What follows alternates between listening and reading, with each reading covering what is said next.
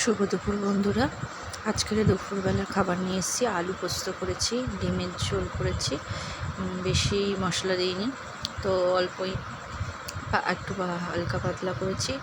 সরষা কেটেছি আর লেবু আছে। এখন আলু পোস্ত দিয়ে ভাত খাবো। আজকে একটু খুব আলু পোস্ত খেতে ইচ্ছে হচ্ছিলো, তাই একটু আলু পোস্ত করেছি। তো আলু পোস্ত দিয়ে ভাতটা খাবো আর ডিমের ঝোল। তোমরা আজকে কী কী খেলে আর কার কার আলু পোস্ত খুব ভালো লাগে অতি অবশ্যই জানিও। আমার তো খুব ভালো লাগে আলু পোস্ত। চলো আলু পোস্তটা যদি খাওয়া হয়ে গেছে খাই, তারপরে ডিমের ঝোল দিয়ে খাবো।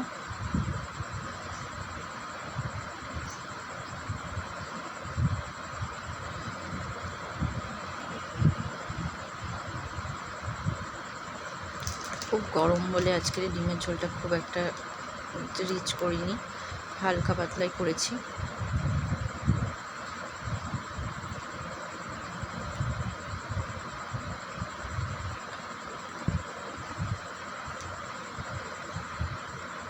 চলো আলু পোস্ত দিয়ে ভাত খাওয়া হয়ে গেছে, এবারে একটুখানি ডিমের ঝোল দিয়ে ভাত খাই।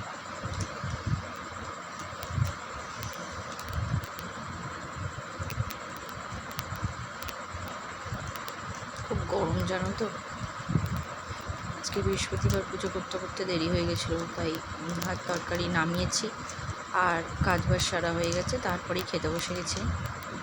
তো খুবই গরম।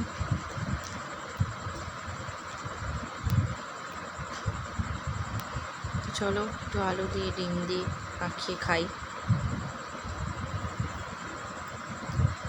চলো আজকে এই পর্যন্ত, টাটা। তোমরা খুব ভালো থেকো, সুস্থ থেকো। একটু লেবু দিয়ে মাখিয়েও খাই, খুবই ভালো লাগবে গরমের সময়।